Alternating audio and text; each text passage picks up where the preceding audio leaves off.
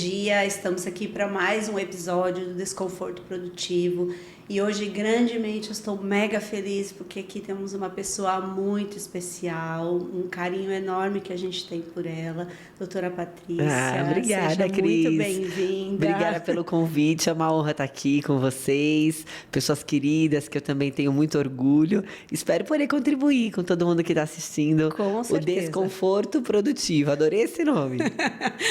Então, você me perguntou, o que vamos falar hoje, né? Obviamente, vamos falar um pouco sobre sua profissão, mas eu quero em especial aqui hoje falar um pouco sobre você. Eu quero que você conte pra gente um pouco da sua trajetória, né? Obviamente, hoje você chegou numa carreira brilhante, tem aí um conteúdo enorme para passar para as pessoas, mas o que doutora Patrícia, onde ela começou, conta um pouquinho para mim lá do comecinho da sua vida. Olha que legal. E eu vim preparada para Outubro Rosa, né? Eu vou falar sobre câncer de mama, menopausa. E a gente que tem essa bagagem de estudo, de falar, vamos lá, o que tiver que falar de parte técnica, dela vou falar sobre você. Oi, sobre mim? E é muito interessante isso, porque é a primeira vez que eu acho que eu vou em algum lugar para falar sobre mim. E o médico, ele é muita servidão, né? Os profissionais da saúde, você também é da área da saúde. Mas eu sou mineira, eu vim para cá pro meu pai, ele tinha feito supletivo, uma vida de muita luta, sabe, Cris? Muito estudo, muita batalha. E saíram de Minas para vir estudar. Meu pai fez faculdade depois que nos mudamos para cá. Ele era da aeronáutica e fez engenharia, já era nascida. Aí minha mãe até brinca que ele levava, eu era bem gordinho. Olha, dá desconto na faculdade. Olha a minha filha aqui, toma não sei quanto saco de leite. E uma vez a minha mãe me contou uma história que é o marco. Que ela foi me procurar, a gente morava lá na Vila da Aeronáutica, de noite. E eu tava rabiscando papel no escuro, de tantas vezes que eu vi meu pai estudando até tarde, trabalhando. Esse foi o exemplo que ele deu. Então, eu acho que eu tinha uns 3 aninhos na época, já estudando de madrugada, que era o exemplo que ele tinha. E aí, tive uma infância muito feliz lá na vila, a gente brincava na rua. Isso em Minas? Aqui. Já. Eu mudei para São Roque, eu tinha 8 meses de vida. E aí foi quando ele veio para cá para estudar. Muito bom ter crescido na vila. Mas eu sempre inquieta para estudar. Eu falava com a minha mãe, mãe, quando eu atingir uma idade tal, eu vou sair para estudar. Uhum. E um outro insight que eu falo que a vida ela vai moldando a gente, né? Mas as minhas mulheres da minha vida, as minhas antepassadas, a minha mãe conta que a minha avó pegava na minha mão e falava, essa mãozinha vai escrever com caneta de ouro. Como uma mulher que veio para ser o romper, né, das frustrações das mulheres que antecederam. Porque a minha avó falava, minha avó teve 12 filhos, Cris. Nossa. Que ela queria ter estudado, queria ter casado com uma pessoa X, mas não pôde, casou com outra. Até uma história meio icônica e meio hilária. Eu conto aqui ao longo do podcast para vocês, se tiver oportunidade. E essa mãozinha vai escrever com caneta de ouro, muito doutrinada a trabalho, a estudo. Mas não foi uma família que falou muito sobre doação como mulher, como mãe. Então, que foi uma coisa que agora, depois de todos os obstáculos que a gente passa, o resgate, né, dessa mulher que trabalha, e você como mãe também deve ter esse dilema, né? Porque a nossa geração também veio diferente, né? Na verdade, a gente veio diferente para talvez fazer diferente. Quebrar, né? Quebrar esses padrões das mulheres. Dos nossos antepassados, nossas Exato. avós, até nossas mães, eu acho, né? Eu acho que a gente é uma geração bem marco, né? Um marco bem... Sim, né? das mulheres que trabalharam de fato fora e que não foram as mulheres que ficaram em casa. Mas fui muito feliz na escolha da minha faculdade. Eles falam de Dharma, viver o propósito. E realmente eu me sinto muito realizada profissionalmente, trabalhando. E a vida é um equilíbrio, né, gente? Ninguém vai estar com tudo resolvido, pleno em tudo, e nem sempre a vida é como está ali no Instagram. Mas quando eu fui escolher a minha profissão, eu pensava... Isso que eu ia falar, você sempre quis ser médica? Não. Olha, esses dias eu encontrei uma amiga, que agora ela mora na praia, eu falei, eu tô aqui, vamos dar uma corridinha juntas? E a gente falando da nossa jornada, a gente estudou desde... Ela falou, Paty, eu sempre soube que você seria médica desde o minuto 0. Eu falei, poxa, que legal que você teve essa impressão minha. E eu cheguei a cogitar fazer arquitetura. Meu pai é engenheiro, meu irmão é arquiteto. E eu falei, mas no final do dia, como arquiteta e realização pessoal, o que eu vou conquistar? e como médica. Daí eu optei e falei, vou fazer medicina, ciente que seria muita doação e abrir mão de muita coisa. Não tem só ganhar, pessoal aí, geração mais nova, a vida é o inteiro, o tempo inteiro, ganhando e perdendo, ganhando e perdendo. Mas, para mim, apesar de entre ganhos e perdas, é muito positivo. Né? E como vivência pessoal, como aprendizado, até essa jornada de busca de espiritualidade. Hoje eu estava falando sobre isso com a paciente, que o amadurecimento da medicina é o encontro dessas duas áreas, que também é um tema para um outro podcast, mas eu fui muito moldada, principalmente nos últimos anos. E eu tenho gratidão a Deus, porque eu acho que eu estou num lugar que eu realmente deveria estar, né? De poder contribuir para a pessoa como um todo, não só num cuidado físico, mas num cuidado de um apoio, um encaminhamento até para um cuidado mental, um olhar, um direcionamento para a saúde espiritual, que é esse contexto, né? São 3 pilares da saúde. Você olhar um só é muito raso.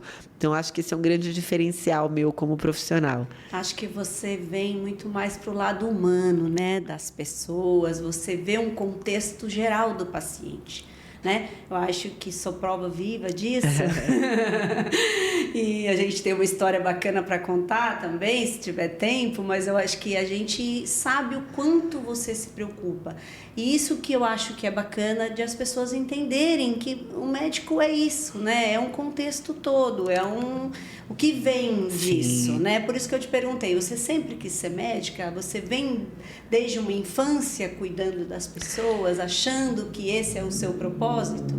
Olha, Cris, eu toda vez que eu lembro, né, alguém se machucava de criança, ia lá e cuidava. E até eu tinha visto um post no Instagram que a gente não escolhe ser médico, acho que a gente é escolhido para tudo na vida, sabe? Até eu vejo esse momento agora, pós-pandemia, as pessoas um pouco mais exaltadas, nervosas.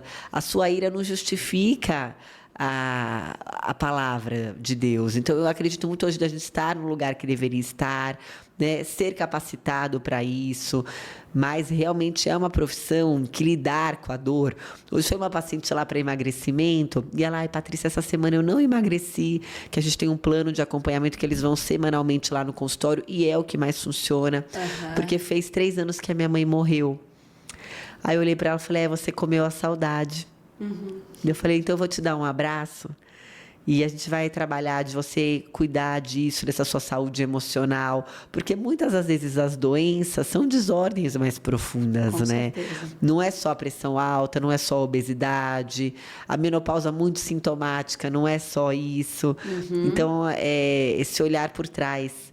E eu acho que isso é um dom também que foi dado por Deus para mim. Com certeza. Né? Hoje até uma paciente falou, você faz um atestado, né? Eu falei, olha, eu fui num retiro e o grande divisor de águas foi a Covid, quando meu marido quase morreu, e o acidente que eu sofri há 2 anos.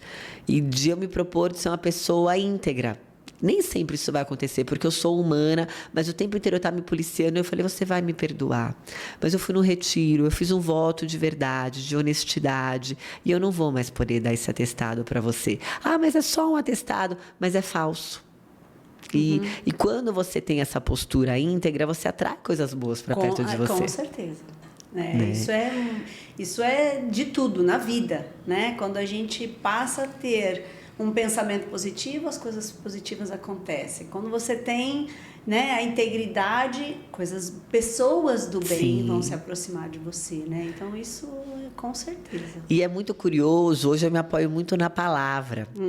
E até uma história curiosa, quando o meu marido ficou entubado, o Marcelo, eu peguei o hábito de ler a Bíblia, eu não sabia o que fazer como médica, falei, vou pedir oração das pessoas. Antes disso, você não tinha esse hábito? Cris, eu frequentava a igreja, mas eu entendo que a dor nos molda muito, né? A dor, e você se vê numa situação assim que, poxa vida, eu como médica, eu não tenho o que fazer, né? E eu vou orar, eu vou rezar, eu vou pedir oração para as pessoas. Então, eu acho que era uma fé rasa. Entendi. E eu fiquei lá na UTI, por ser médica, com a Bíblia na mão, rezava com os enfermeiros, rezava com os médicos, aí todos iam comigo, chorava. E ali eu entendi que eu não estava como acompanhante, mas alguém para dar um suporte, para levar a palavra. E a resiliência, né? Meu Deus, não é a minha vontade criar a minha filha sozinha, mas se for a sua, eu vou entender. E quando o Marcelo saiu, graças a Deus deu tudo certo. Mas, gente, não é porque o dele deu certo que Deus me ama mais, ou porque você perdeu que Deus não ama. Porque Deus é bom quando Ele faz e Deus é bom quando Ele também não faz. Nem sempre as coisas são do jeito que a gente quer. E eu falei, vou comprar uma Bíblia rosa bem linda e vou deixar no meu consultório. Já contei essa história pra você? Não. Aí na mesma semana, acho que eu já contei pro Edu, que tá ali nos bastidores, me chega uma paciente com uma Bíblia rosa na mão e fala assim, Deus mandou te entregar e falou que você é uma rosa linda do jardim dele. Meu Deus. Eu falei, mas como você sabia que eu queria uma Bíblia rosa? Eu não pus no Instagram, não pus em canto nenhum, foi uma conversa. Não sabia. Ele só sentiu de te trazer. Aí passaram-se anos, a pandemia tem o quê? Uns 4 anos? 2020, né? Uns 2 anos depois, pra você ver que tudo passa, né? O tanto que a gente sofreu naquela época. Não foi fácil. Tudo né? passa, dias bons e dias ruins passam. Me chega uma paciente, Patrícia, sabe como eu cheguei até você? Eu falei, não, dela, pelo cheiro das rosas. Eu estava acamada com ideação suicida, porque juntou bariátrica com menopausa.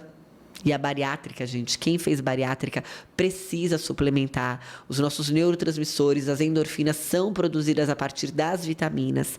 Então, até lá temos um acompanhamento com suplementação injetável para repor isso. E ela faz um estrago. Então, juntou falta de nutriente com falta de hormônio. Sim. Inclusive, tem relato de aumento de suicídio nesse grupo de pacientes. Eu vou trazendo conteúdos técnicos, mesclando tudo, que é os causos que o povo grava, né, Cris? É porque é seu, né? Eu quase uma hora falei, você vai saber falar de você, né? Se sobrar algo de mim no meio disso tudo, mas eu acho que esse eu é um pouquinho de cada paciente que tá ali que Sim. vai, né? Aham. E ela falou, eu precisava sentir o cheiro de um terço da minha vizinha para me sentir bem. E fui atrás do cheiro desse terço, que tinha cheiro de rosas, e na casa de oração a dona me indicou você. Então, olha, eu vim pelo cheiro das rosas. Nossa. Muito legal essa história, né? Com certeza. Então, o que eu quero trazer com isso? Não existe coincidência, não existe ao acaso, tem uma teia por trás. E o tempo inteiro eu falo com a minha filha Gabi que a vida é como um jogo de videogame. Você está sendo testado para ver se você passa de fase.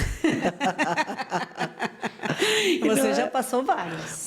Espero ter passado. Eu acho bem. que sim, né? Porque eu conheço um pouquinho, a história do Marcelo foi realmente muito forte, né? Eu acho que ele sair da UTI e tudo, graças a Deus, deu tudo certo, né? E logo em seguida você também sofreu um acidente, né? E ter um hábito, gente, assim, eu sou uma pessoa muito exigente no meu dia a dia. Até eu comentei aqui, a gente fez uns stories agora, desconforto produtivo. E eu tenho feito uma mentoria sobre atendimento de excelência. Cris, que coisa incrível, porque na medida que eu quero aprimorar um atendimento para o outro, eu começo a fazer processos internos de eu não aceitar o roto, o rasgado, o meia-boca que o povo fala. E eu trouxe uma frase para a equipe do seguinte: a pressão, ela existe, a opressão não. Então, se vocês estão sendo pressionados, sintam-se honrados, porque a pior coisa que tem é a zona de conforto, né? Que é até quem fez, eu fiz o método CIS, o Paulo Vieira falava que é o balde de sujeira, não vou falar palavrão aqui. O balde de escória humana é a zona de conforto.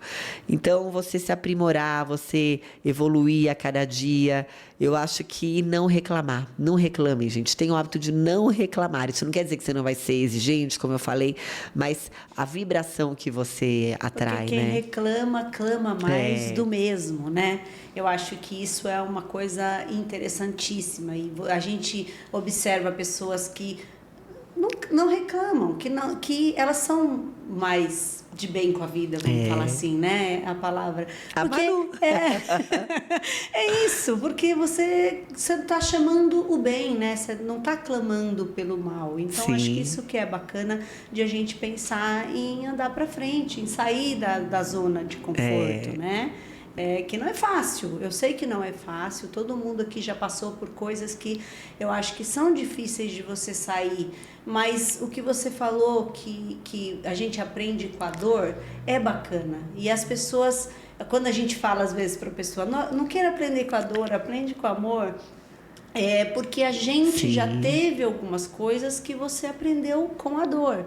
E fazer o quê? Bora lá, vamos. Mas hoje eu acho que a gente pensa sempre em falar, poxa, eu posso fazer isso melhor para não ter que passar pelo pior. E olha, as maiores situações de dor que eu vivi, agora que passou, eu tenho gratidão, sabia? Sim. Porque foi um salto quântico, assim, de revisão interna, de amadurecimento, de saber me posicionar. Eu peço perdão aos terapeutas, porque eu não entendi a importância de um processo de cuidado de saúde mental. Então, saber falar não com assertividade. Aí comecei a fazer terapia depois do meu acidente. Aí um dia eu chego lá toda vestida de coitada na terapia. Aí meu pessoal falou assim, mulher madura posicionada. Vou dar um beijo pro Jeremias, porque ele foi uma peça muito importante. E o Marcelo também. Eu tenho 2 terapeutas hoje, então o negócio tá puxado pro meu lado, tanto que eu valorizo. Um que trabalha com hipnose e PNL, o Jeremias, que é psicanalista. Temos um excelente psicanalista lá na clínica também. Mas você saber se posicionar. Aí o Jeremias só fala assim pra mim, mulher madura posicionada. E me deu uma vergonha. Por quê? Isso vai ser um alerta legal para as pessoas que estão ouvindo. Quem chora e se vitimiza ou só faz o que gosta e o que quer? A criança. É verdade. Né? É verdade. Esses dias eu coloquei lá no Instagram, mulher madura não nasceu só para ser feliz. Ai, que eu quero ser feliz. Ai, que nananã. Não. Gente, isso a vida é luta, é pagar boleto, é acordar cedo para treinar. É você fazer escolhas. Porque se você viver só onde é agradável para a carne, aonde isso vai te levar? Você já viu aquele filme A Baleia? Ele só come e não sai do sofá. É para ali que a carne vai te levar. Sim. Né? Qual o dia que você acorda disposta para fazer o seu treino? Eu acho que são escolhas. Escolhas. O que você falou são escolhas. Obviamente, tem dias que a gente não acorda com aquela... Mas a escolha que eu fiz foi treinar todos os dias. E eu acho que isso é assim... assertivo, fez uma diferença total na minha vida. Total, eu sou outra pessoa. É uma hoje. Construção, né, Cris? Isso, de novo, né? E nesse congresso que teve, a gente fez uma palestra e eu comentei na palestra. Falei, gente, se você não é, treine até se tornar. Sim. Então, escolha a pessoa que você quer ser. Isso também é uma escolha. E treine até se tornar. Manda essa informação, né? Ali está no subliminar. Põe foto do corpo que você quer ter, a carreira que você quer ter. Para onde você olhar, você lembrar do ecossistema que você está, da mesa que você senta. Hoje, a minha maior dor é o meu tempo. Sim. É a sua maior dor também? Sim, é difícil, né?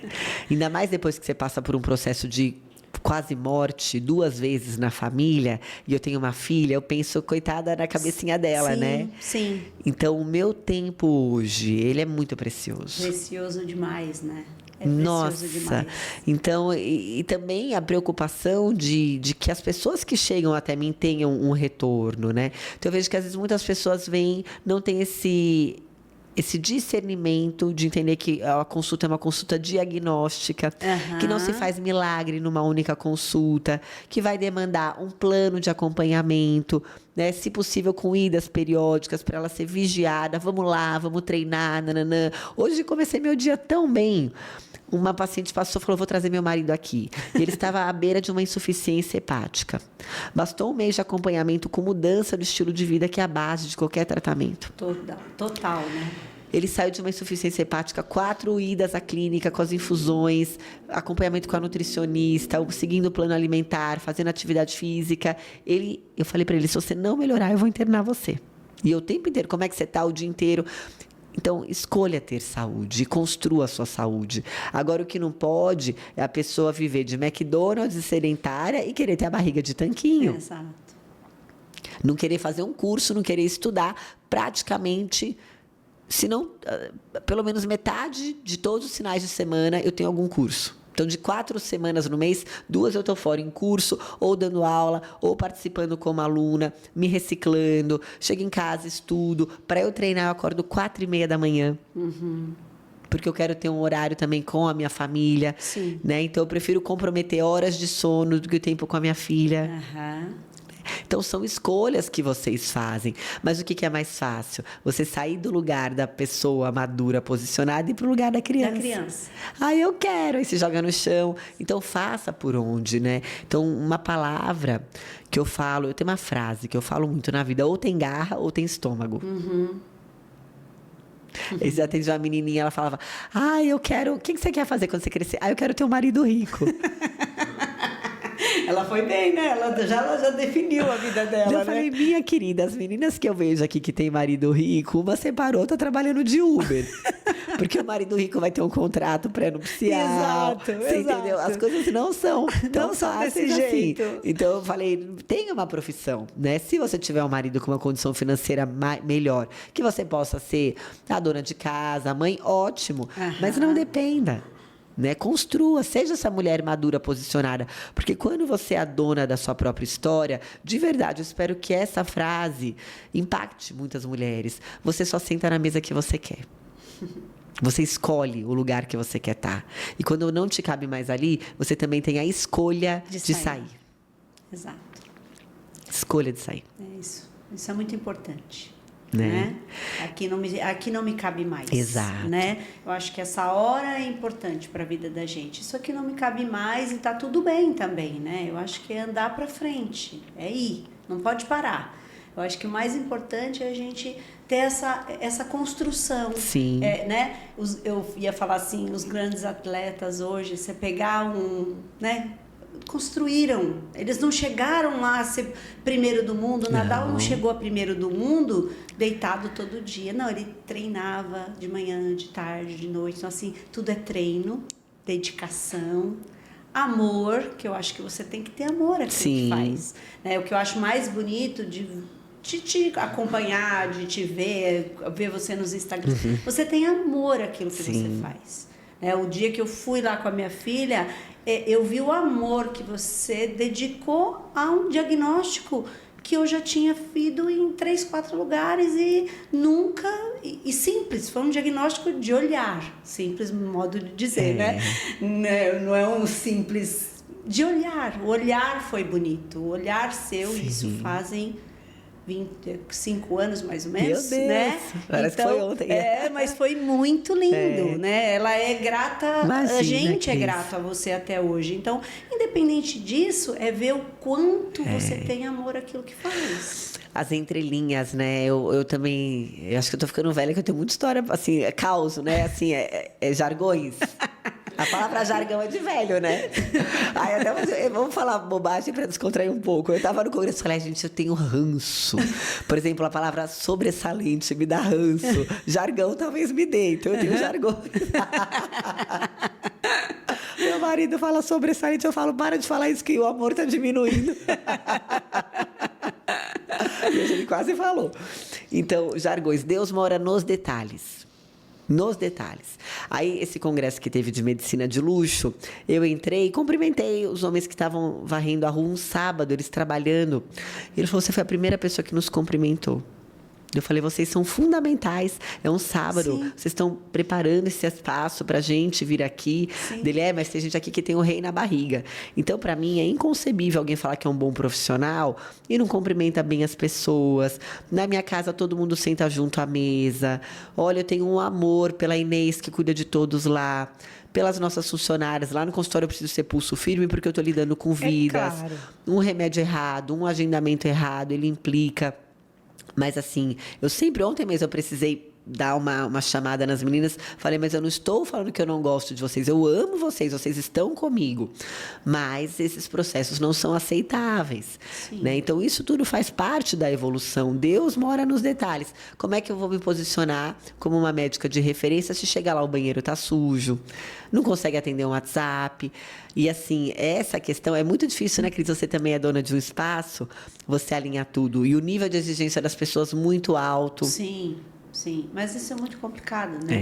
Isso eu acho mais difícil, porque dentro da sala e do seu consultório, você sabe exatamente o que você está fazendo, né? Você conhece tudo e você dá o diagnóstico e você cuida, mas o negócio não é lá dentro, né? É o todo, né? É o todo que acontece. Exato. Né? E esse olhar nas entrelinhas, aí esses dias eu recebi uma mensagem de uma paciente que está em plano de acompanhamento com a gente, ela vem toda semana de São Paulo. E ela fala, ai, feliz dia dos médicos. Aí até apelidei ela de Odete Reutemann, porque ela tá toda linda. Agora ela aumentou o cabelo, passou o batom e ela adorou o apelido. Tá linda, ela vai arrumada. Eu acho que é o evento da semana para ela ida ao consultório. E ela falou, eu queria te agradecer, né, por todas essas transformações. Eu falei, saiba, não é toda semana que eu a vejo diretamente, mas eu estou aqui nos bastidores, vendo a sua voz mais pausada, aquela roupa nova, o cabelo novo, o batom. Sim. A respiração mais calma. Aí eu falei para ela, ser médico é o olhar nos bastidores. Né? Mas eu tô aqui de longe te acompanhando e vendo. Por isso que eu falei que Deus mora nos detalhes, que a gente tá ali, ó, o tempo inteiro. Eu chego no ambiente, eu já procuro, eu geralmente já faço um diagnóstico de todo mundo. Eu já procuro o que tá errado, o que tá certo. Só no meu radar eu já tô ali, né? Só que daí eu fico me policiando. Mas eu vou no metrô, falei, tá vendo ali, Gabi? Aquela pessoa tem isso, aquela tem. Fiquei ensinando que agora quer ser médica. Diz que quer. Tomara que siga. Vou ter muito prazer se ela seguir essa área. Com certeza. Mas Deus mora nos detalhes, e é isso. E a gente ser o exemplo, isso é fundamental, ainda mais numa cidade pequena, né? Então... como foi? Porque eu sei que você veio com muitas inovações dentro da sua área, né? Como foi estar em São Roque? Como as pessoas receberam? Você acha que você teve alguma dificuldade com isso? Cris, os meus pais sempre falaram que eu fiz medicina e foi difícil me formar, viu? Porque meu pai, engenheiro, também trabalhava na aeronáutica, então tinha mês que era difícil pagar a mensalidade dele, ia lá e negociava. E eu tinha um medo de pegar DP, que eu falava, meu Deus, se eu pegar DP, meu pai não vai dar conta de pagar. E deu tudo certo. Então eu honro muito os meus pais por isso, por eu ter me proporcionado essa possibilidade.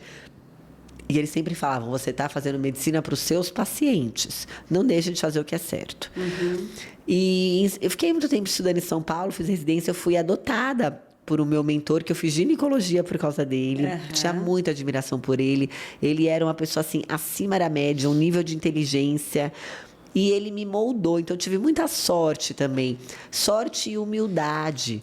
Eu falo isso para minha mentora atual. A pessoa, para ser um mentorando, tem que ter humildade. Porque tem gente, eu vejo isso até no consultório. Isso eu já sei. Aquilo eu já sei, que não aceita. Então, eu até falei, acho que eu vou elaborar um questionário. Você está disposto a passar por um tratamento? Porque eu imagino que é frustrante. Às vezes a pessoa vem de longe, paga a consulta e ela não adere. Então, não vai ter retorno. Com certeza. Né? Então, eu sempre procurei ter muita humildade nisso. E, nossa, Calil, que carinho. Um dia eu liguei para ele depois de 10 anos. Falei, Calil, eu tô ligando para te agradecer. Porque a dedicação que você teve comigo, nenhum pai tem com um filho. Só que era difícil. Tinha um dia que eu chegava em casa chorando. Porque até me mandar calar a boca, uma época ele mandava. Como eu admirava muito, na residência, às vezes eu saía de lá 10, 11 da noite. Era 4 horas da manhã, eu ligava. Internou mais alguém? Que eram 40 leitos. A gente não podia olhar no prontuário. Era tudo de cor. Tinha que falar item por item. Exames, tudo.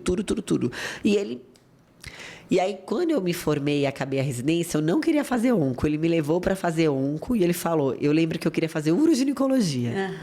E eu estava de plantão lá no Vila Alpina. Se eu virasse para a direita, eu ia para o BCC fazer onco. Se eu virasse para a esquerda, eu ia para o servidor fazer urogineco. E o Calil ligando. Se você não vier aqui, eu nunca mais olhar na sua cara. E a gente já era amigo. Sim.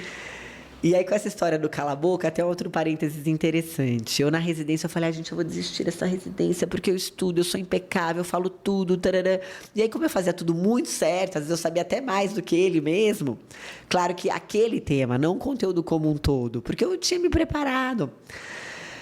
Aí, ele, né, médico vaidoso, né, cala a boca. Aí um dia eu falei pra ele, ai, Calil, eu vou ser sincera com você. A gente tinha hábito na residência, né? Saía todo mundo ia jantar juntos. Tá muito difícil de aguentar os cala-bocas, porque nem a minha mãe nunca me mandou cala a boca. E eu não sei se eu vou conseguir continuar. Olha que legal, né? Mas com toda a educação, com toda a humildade, sem elevar o tom de voz. Você vê que às vezes a gente pode chamar a atenção da pessoa elegantemente, né? Cris, e foi a grande virada isso aí. Porque no dia seguinte ele veio e falou assim, Patrícia, eu quero te pedir desculpas. O que eu estou fazendo com você é digno de um assédio moral. E você pode ter certeza que eu nunca mais vou te mandar calar a boca. Olha que bacana. E nunca mais ele me mandou calar a boca. E nos tornamos muito próximos depois disso. Né? Tanto que no final, Cris, depois que eu me formei, ele me levou para coordenar Carapicuíba. Então, eu já tinha feito gineco, oncogineco e mestrado em bioética, tudo por conta dele.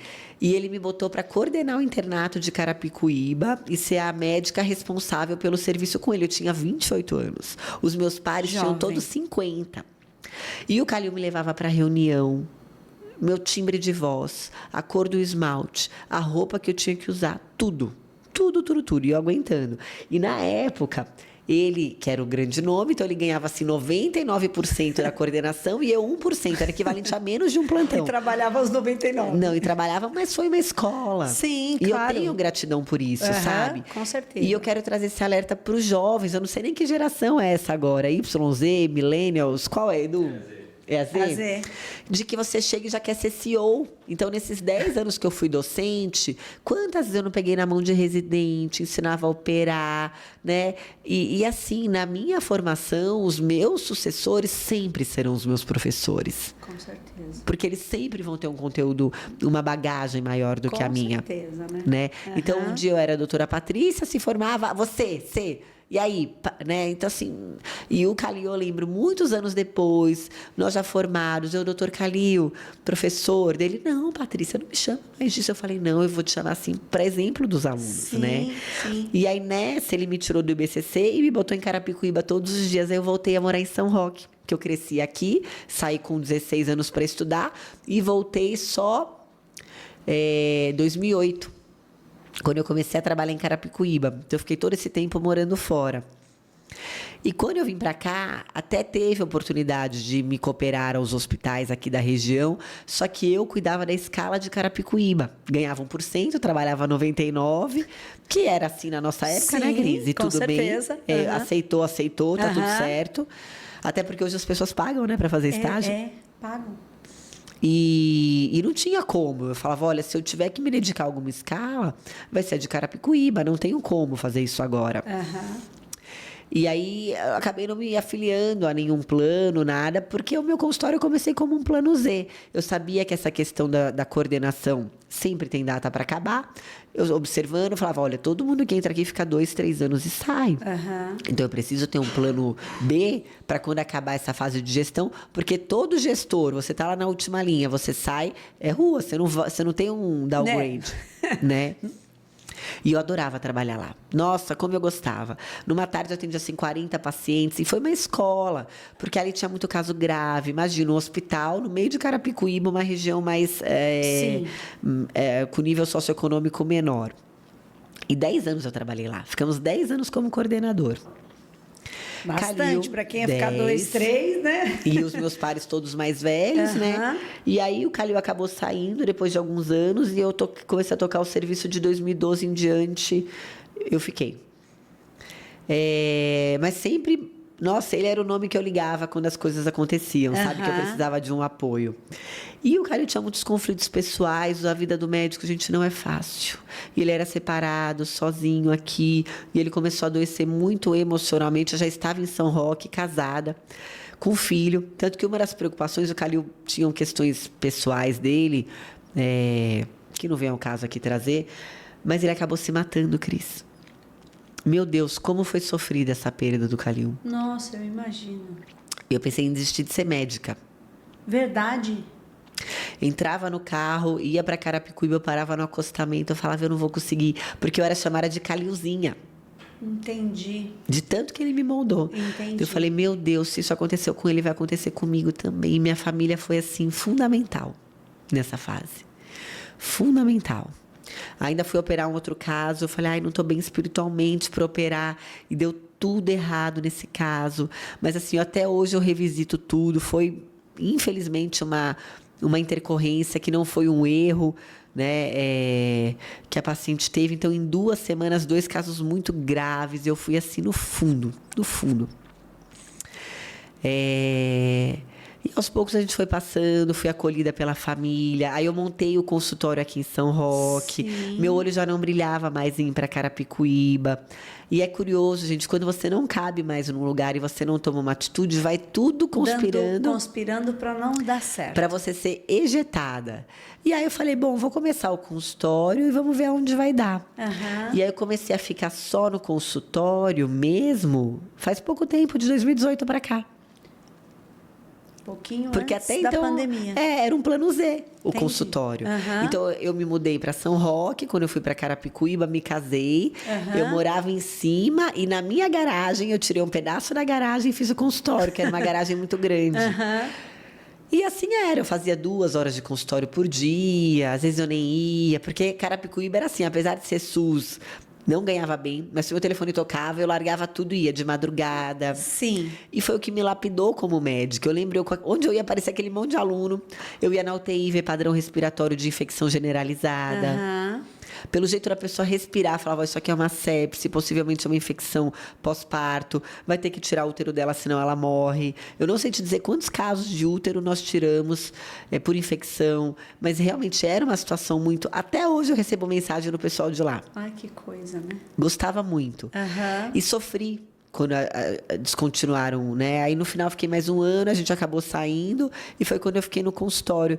Eu falei, vamos ver o que vai dar o consultório, né? Talvez eu tenha que... Aí ofereceram outras coordenações, mas lá no Grajaú, aí eu não queria mais, já estava muito Longe, né? desgastante. Falei, chega, agora eu vou fazer o que é meu. Porque coordenação tem data para acabar e tem muita questão que às vezes a gente não concorda, né? Não posso fazer do meu jeito. E o consultório, graças a Deus, eu comecei a viver do consultório e ganhar até mais do que eu ganhava antes. Aham. O que era meu plano Z virou meu plano A. Só que eu tinha muita cultura de SUS. E até hoje, por isso que eu fui fazer essa mentoria de luxo. Que eu falei, eu preciso aprender a ser gestora. Aham. Né? E ressignificar. Então, a medicina do serviço público não necessariamente é o que você pode oferecer num consultório. Então, quando você quer se propor a dar um atendimento de excelência, você tem que ser uma pessoa atualizada. Aí eu fui fazer endometriose, reprodução humana, que uma coisa vai puxando a outra. A questão de atualização de menopausa. Então, lá no Hospital do Câncer, onde eu fiz oncologia ginecológica, eu gostava muito de atender mulheres com endometriose e na menopausa por conta do tratamento oncológico. Aham. E hoje é o que mais me brilha os olhos atender. Eu fui fazer ortomolecular, que você no consultório, a paciente volta. Sim. E se dá bom para todo mundo, porque ela leva a família inteira. Isso. E se dá ruim, a gente trabalha e mora numa cidade pequena que você está cuidando da família toda. Aham. Né? Então eu falei, eu preciso ser a melhor profissional que eu posso. Não, mas hoje o seu consultório é uma referência aqui na cidade, Fico né? muito Na feliz região, de ouvir com isso, certeza. Não, é uma referência. Você tem pacientes que vêm de São Paulo, de Alphaville, de vários lugares diferentes, né? Eu falo que é uma coisa inexplicável. Eu oro muito, eu chego orando, eu falo, meu Deus, não deixa eu dar um passo sem o Senhor ir comigo. Me traga as pessoas certas. Eu não quero ganhar a todo custo. Que venham as pessoas que vão realmente se beneficiar com o nosso tratamento. Né? Que senão que o senhor encaminhe elas para a pessoa que poderá cuidar. Né? E essa entrega total. Tanto que eu falei assim, ai Deus, chega, agora quem vai cuidar da minha agenda é o Senhor. Quem tiver que vir, vai vir. Quem não tiver que vir, não vai vir. E essa entrega. E aí foram aparecendo, né? E agora nas minhas orações é estar na mesa certa, com as pessoas certas. E o principal é eu estar capacitada para estar nessa mesa.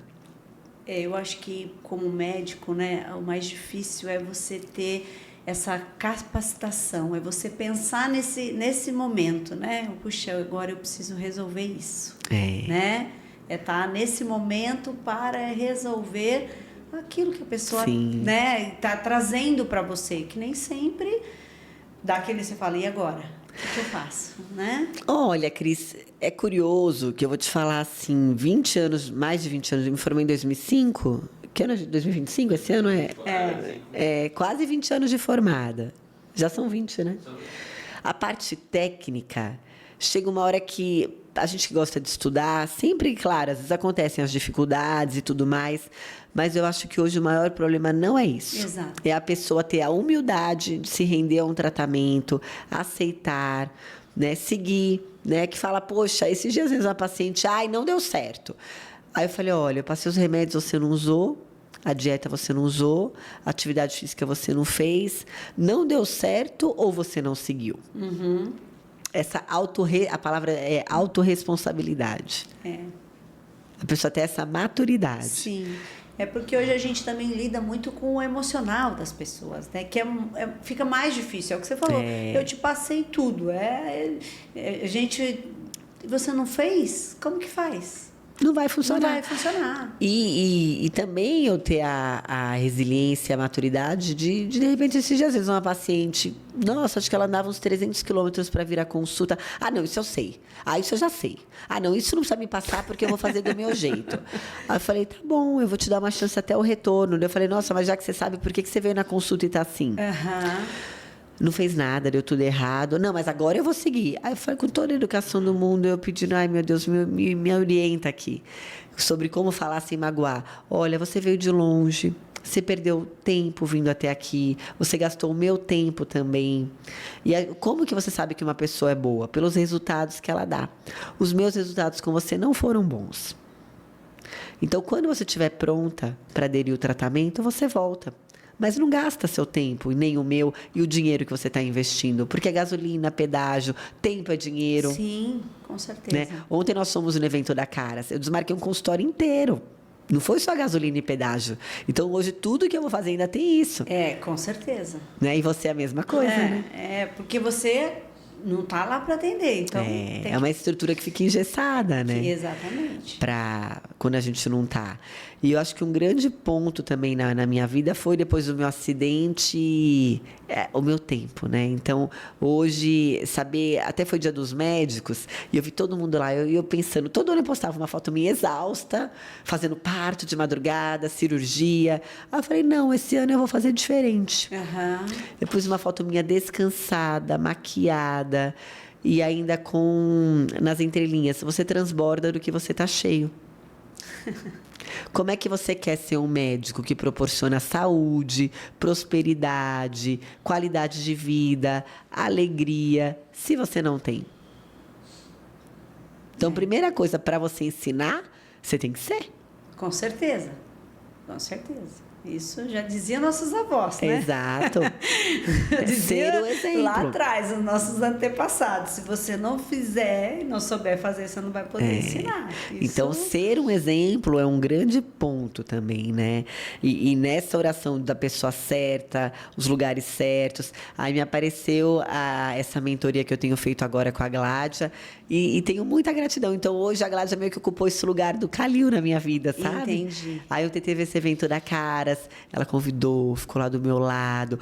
Então, é uma pessoa que eu posso compartilhar os meus sonhos sem ter receio, né? Extremamente inteligente. É muito bom. Meninos que estão começando agora, sentem-se à mesa que você é o mais fraquinho. A hora que você for o mais fraquinho, você virou mais forte, você muda de mesa. Porque a gente tem que aprender. Sim. Aprender, se encher, se abastecer para você transbordar em outros lugares. Então, hoje eu estou lá nesse novo ecossistema, aí eu volto, passo para minha equipe. Hoje, toda segunda-feira de manhã, nós fazemos reunião. Aí, algumas estão fazendo faculdade. Eu pedi para elas escreverem no que elas são boas, no que elas não são. Porque para eu ser um consultório de excelência, eu não estou comprando o tempo delas, eu estou comprando a inteligência delas. E elas vão performar naquilo que é genuíno. E detalhe, gente, olha, eu falei sobre excelência e revisar esse processo interno. E olha como Deus é bom na minha vida. A Gládia, ela faz mentorias em clínicas e já na primeira conversa que eu tive com ela gostei de você. Eu vou fazer uma consultoria no Rio e vou até São Paulo porque eu quero melhorar o seu posicionamento. Vou te reposicionar. E me levou em alguns pontos estratégicos para eu ter peças estratégicas para estar nesse novo ecossistema. E me levou no Vanderlei Nunes, que é cabeleireiro. Ela falou, eu acho que você, né, esse cabelo, a gente vai ter que ver o que vai fazer com ele. E eu sempre alisei o meu cabelo. Eu tinha vergonha do meu cabelo, eu não me aceitava com o meu cabelo. E o Vanderlei, mas seu cabelo é lindo. Não, vamos realçar esse corte. Ele é lindo. E por acaso ontem eu estava vendo uma imagem de uma corredora mastectomizada que ela corre sem camisa. Você já viu essa imagem como é forte? Não, nunca vi. Essa imagem é linda. Então, hoje, gente, numa era de harmonização facial, numa era de progressiva no cabelo, se destaca o que você é autêntico e talvez o que você considere que é o seu maior defeito vai ser um ponto de virada para um reposicionamento seu na sua carreira, para um posicionamento nas redes sociais. Todo mundo de cabelo liso. Aquela médica tem esse ar mais despojado. Deixa eu ver o que ela tem de bom para oferecer. A mulher da mastectomia fez o que seria a maior vergonha, desonra e defeito, uma bandeira de vida, de luta, Então, não tenham vergonha do que vocês julgam como imperfeições. Talvez seja isso que vai te despontar e ser um grande diferencial na sua vida. Profundo. É profundo isso. É profundo, muito profundo e bonito. Essa né? imagem eu compartilhei e eu vou fazer uma chamada. Hoje eu estava pensando o dia inteiro. É que a gente está atendendo tanto que não tem tempo de... A outra era... A gente pensa, mas não executa, né? Na menopausa cheia de dores, queda de estrogênio da dor, que eu falei, é um post que eu quero fazer, e esse outro. Mas não tenham vergonha das suas imperfeições. Talvez aquele nariz grande, a Lady Gaga. Não é? É verdade. E o nariz dela é lindo. É verdade. Então não precisa ser todo mundo igual. O que te faz diferente é o toquezinho de Deus ali na sua vida. Então aceite isso. Aceite e faça as pazes com que você julga as suas imperfeições. Hoje eu não quero mais alisar o meu cabelo. Porque essa Ficou sou eu. linda nesse cabelo. Ficou ótimo. Essa sou eu. Ficou muito bom. E demorei 44 anos para fazer as pazes com isso. Eu lembro que já tinha um namoradinho de São Paulo, um dia ele chegou de surpresa. E ele não sabia como era meu cabelo. Menina, ele me lascou. Eu fiquei deixando ele umas 4 horas na sala esperando. Até eu fazer escova no cabelo. Eu ficava imaginando, quando eu casar, meu marido vai... Olha as coisas. Mas por quê? Porque quando eu era adolescente, o menino me parou e falou assim... Aqui, ó, a imagem, que legal. Olha isso. Muito legal. Olha Né? que linda. Tantas mulheres eu atendo com câncer de mama que às vezes têm vergonha das cicatrizes. Eu fiquei com muita cicatriz depois do meu acidente. Eu não sei se dá pra ver, que aqui depois eu coloco uma foto. Essa aqui é um coraçãozinho, ó. Tá vendo? Um coração vendo. perfeito. Tô vendo.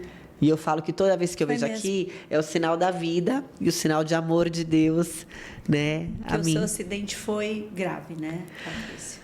Mas eu fico pensando, será que foi frescura minha? Que isso? não, por favor, né? Tudo bem que você tem que ser forte, tem que ser empoderada, não pode ser criança, mas peraí. Mas eu acho foi que, grave. Cris, eu não senti dor, tá? Quando eu sofri esse acidente, eu tinha acabado de vir de um retiro espiritual, eu estava lendo e estudando muito sobre o ponto de Deus no cérebro. E olha que coisa, minha filha, mamãe, vai um dia tomar café da manhã comigo? Ela gosta da artesanalha ali. Aham. Falei, tá bom, filha. Daí fui olhar minha agenda, demorou 3 meses para eu ter uma manhã sem paciente agendado para tomar o café da manhã com ela, sem ter que gerar um caos na agenda. Sim. E foi justo esse dia que eu falei, eu vou pedalar. Amava pedalar. Pedalava particular. Eu nunca fui maravilhosa em nenhum esporte, mas a bike encaixou. E esse acidente só aconteceu porque eu quero voltar logo para casa para pegar minha filha ainda acordando. E não tinha uma sinalização na lombada, então eu voei a lombada. E eu caí, fiquei inconsciente. Um apagão. Inconsciente. Né? Inconsciente. E aí fez uma poça de sangue, eu fiquei na poça, a Josi, que me tirou da poça, a Josi salvou minha vida, os dentes tudo pendurado, saiu o dente para fora, e eu nem lembro. Aí ela falou que a hora que eu acordei, eu falei assim, Josi, liga lá no consultório, avisa que agora de manhã eu não vou atender. Ai, minha mãe. A primeira coisa que eu falei foi isso. E aí me levaram para o hospital, aí de lá fui para um outro, só sei que eu fui parar na UTI. E coluna quebrada, face quebrada, dente quebrado, perdi muito sangue, mas eu fazia muita suplementação. E quando eu cheguei na UTI, eles falaram, serão 3 semanas acamada e o que vai dar a gente ainda não sabe. Porque você quebrou 2 pontos importantes da coluna, que é a T5 e a T6. Meu Deus. E ela falou que foi frescura. É. Né? E ela falou que foi frescura. Será que... Eu ia atender de manhã, de tarde tava sossegado. Não, de boa. E aí eu só sei que né, fiquei... A hora que eu caí, aí eu tudo escuro, né? Eu falei assim, puxa, será que eu morri? Aquele meu jeitão, né? Ela falou, mas tá tudo escuro. Eu falei, poxa, morri, não fui pro céu, que sacanagem. Eu lembro muito disso. Porque E aí, na hora, veio uma voz interior. Olha, você não morreu. Esse acidente foi grave. Fique calma e ajude as pessoas a te ajudar. E nisso eu tava me vendo de cima. E aí, o tempo inteiro, não, deixa eu voltar. Não, não volta. Fica aqui comigo. Eu vou cuidar de você. Fique calma e ajude as pessoas a te ajudarem. E eu fiquei calma. E não Meu senti Deus. dor. E não senti dor. E o Arrepiou. tempo inteiro eu me vendo de cima na ambulância. Aí bateram a ambulância. Você acredita? Deram um totó na ambulância. E eu calma, calma. O tempo inteiro calma. Não tem calma. Aí todo mundo não tá com dor. Eu não, gente. Não reclamei. Em nenhum momento eu reclamei, praguejei. Nada, calma. Meu por Deus. E tanto é que as pessoas que me atenderam no PS iam me ver na UTI, que eu falava, Marcelo, meu marido ficou lá comigo, eu falei, você tá vendo isso aqui? Que eu sempre fazia muita vitamina injetável, muito esporte. Em 5 dias de UTI eu consumi 10 quilos de massa magra. Quem não tem músculo consome o quê? E o cirurgião do trauma que me atendeu, ele falou, Patrícia, que eu precisei fazer uma cirurgia, se você não tivesse a massa magra, sua coluna teria tido uma dissecção completa. Ou você teria morrido, ou você teria ficado paraplégica. Meu Deus. Como você é muito forte, o seu músculo te protegeu. Sim. Porque eu caí de cabeça, pá, a 50 por hora. Na bike. Nem sei quanto eu estava por hora. E É aí, o tranco, no né? Não, a cabeça, aí com o sim. tranco quebrou a coluna. Aham. E eu falei, tá vendo isso aqui, Marcelo? Isso aqui é uma saúde molecular em dia. Tá vendo isso aqui? Olha as minhas células. Daí o pessoal começou a me apelidar de Wolverine. E aí teve que encomendar um colete. E eu caí na quinta. Eu fui tomar banho. Não, fui lavar o cabelo na cama no sábado. Não pude levantar. Gente, aquele cabelo sujo. E eu sedada. Aí eu só sei que chegou o colete e eu falei, o que você quer? Olha que isso é um aprendizado. A hora que o bicho pega, o que você quer? Eu quero ver a luz do sol, quero tomar um banho no chuveiro e eu quero ver a minha filha. Era só isso que eu queria. Aí, quando chegou o colete, eles me colocaram numa cadeira de rodas e eu fui lá para fora do hospital. E eu sinto até agora o vento batendo em mim. Porque eu tenho tudo fechado, é escuro, não tinha janela. Sim, é. E todo mundo ia lá me ver. Emocionante. Eu parecia um ponto turístico. Você é aquela que estava lá toda arrebentada. Não é possível que sua cicatrização está todo jeito. E se eu achar foto, é que acho que você não vai achar aí todas as minhas cicatrizes em forma de coração. Mas, gente, o que a gente tem que passar, Esses dias... E é curioso que quando a gente começa a reclamar e as coisas dão errado, lá na sua clínica você deve ter isso.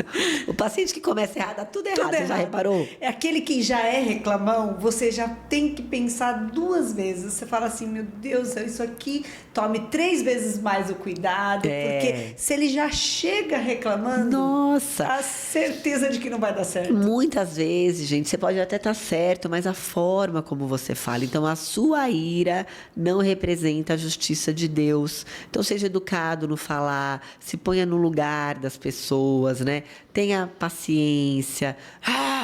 Eu falo, meu Deus, que dor é essa por trás disso, né? Que dor é essa? Mas eu acho que é um insight interessante. Eu sou muito imperfeita, muito a aprender. Também perco a paciência, mas a gente vai aprendendo todo dia com isso, né? Todo dia com isso. Todo dia um pouquinho. Então, essa coisa que está ecoando muito, a sua ira não representa a justiça de Deus.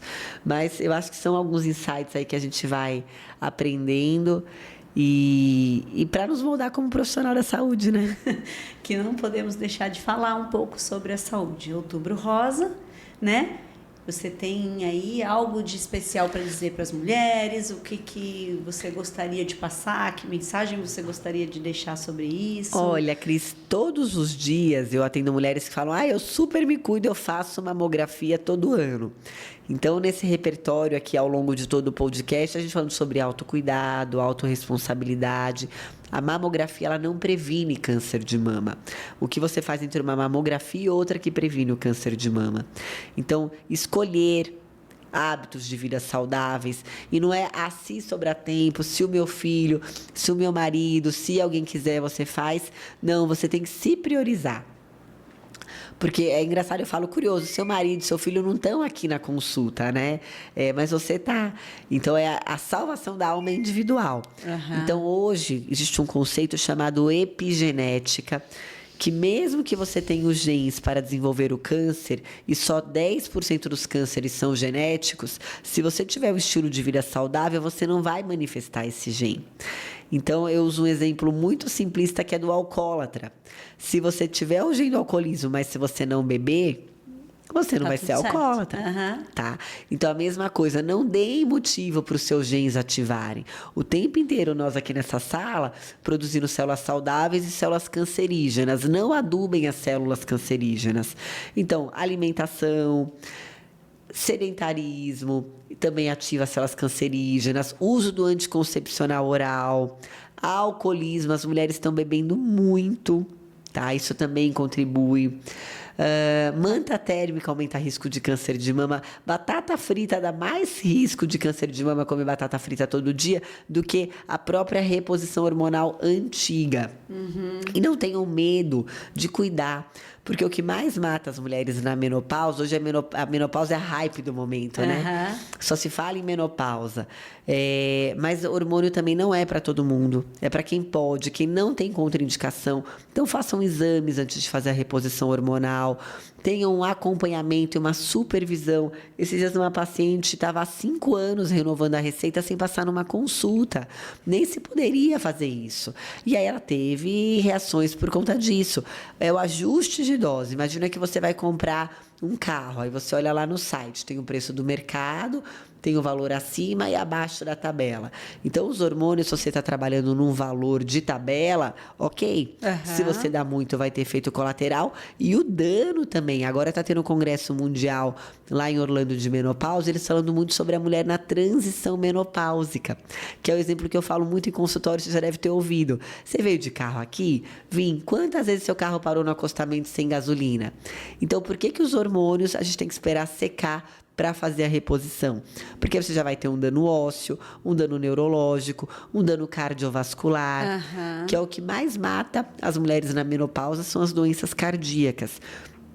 Então, tenha um profissional para chamar de seu. Hormônio para quem pode, para quem merece, para quem tem hábitos de vida saudáveis. Muitas vezes eu tenho que adubar, eu tenho que preparar o terreno biológico, ajudar a paciente a emagrecer, desinflamar, ajustar a parte metabólica antes de entrar com o hormônio, porque o mesmo hormônio pode fazer bem ou mal, dependendo de quem eu coloco, o que eu coloco de terapia, para quem precisa.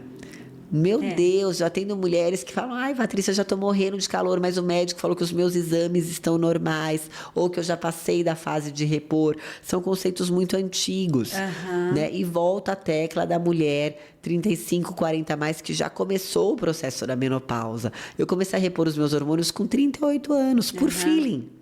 Não tinha guideline.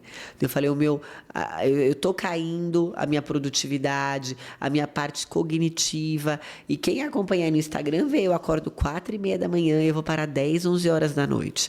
Ontem eu tive o evento da Caras, hoje o podcast, amanhã vai ter café, yoga com vinho lá na Gabi. Esse mês de outubro é um mês muito cheio de eventos. Né? A gente você me chamou para o podcast tem mais de um mês, Faz mais de um mês, exatamente. Faz 1 mês e meio atrás, mais ou menos. Aí semana que vem já tem mais coisa. Eu falo, gente, anota aí para eu não esquecer. E eu faço sempre questão de estar presente, que sempre tem um feedback legal. Olha, mudei isso, mudei aquilo depois que eu vi. Porque a gente também tem que contribuir. Com certeza, né? Com certeza. Não adianta só querer ganhar. Você tem que crescer e contribuir. Então, pode, merece, precisa quem quer.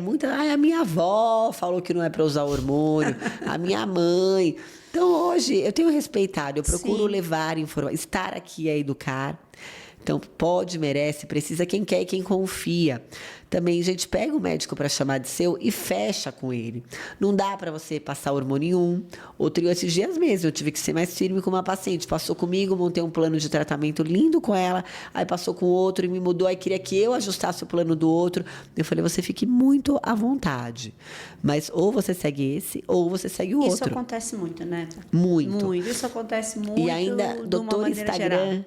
Aí lascou de vez. Exato.